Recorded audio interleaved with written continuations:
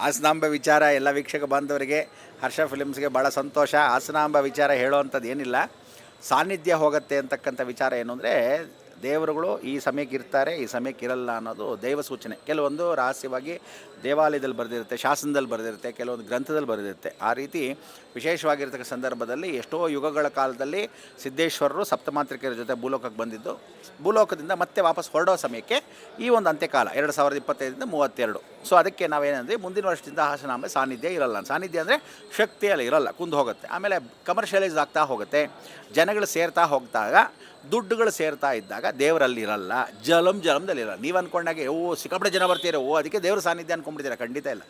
ದೇವಿ ಹೊರಟುಬಿಡ್ತಾಳೆ ಅಲ್ಲಿಂದ. ಅದಕ್ಕೆ 7 ಜನ ಅಕ್ಕ ತಂಗಿರು, ಬ್ರಾಹ್ಮಿ ದುರ್ಗಾ ಪರಮೇಶ್ವರಿ ಅಂತ ಕೆಂಚಮ್ಮನ ಹೊಸಕೋಟೆ ಇದೆ. ಈ 6 ಜನ ಅಕ್ಕ ತಂಗಿರು 7 ಜನದಲ್ಲಿ 3 ಜನ ಹಾಸನಾಂಬೆ ಒಳಗಿದ್ದಾರೆ. ಹಾಸನಾಂಬೆ ದೇವಸ್ಥಾನ ಗರ್ಭಗುಡಿ ಹೊರಭಾಗದಲ್ಲಿ ದೇವಿ ಕೆರೆ ಅಂತಿದೆ. ಅಲ್ಲಿ ಪಕ್ಕದಲ್ಲಿ ಅಲ್ಲಿರ್ತಕ್ಕಂಥ 3 ಜನ ವಾರಾಹಿ ಸಮೇತ ಇದ್ದಾರೆ. ಅವ್ರು 3 ಜನ, ಇವ್ರು 3 ಜನ ಸೇರಿ 6 ಜನ ಒಟ್ಟು ಕೆಂಚಮ್ಮನ ಹೊಸಕೋಟೆ ಅಂತ ಬಾಳುಪೇಟೆಯಿಂದ ಹತ್ತಿರದಲ್ಲಿದೆ, ಶನಿವಾರ ಸಂತೆ ರೋಡು.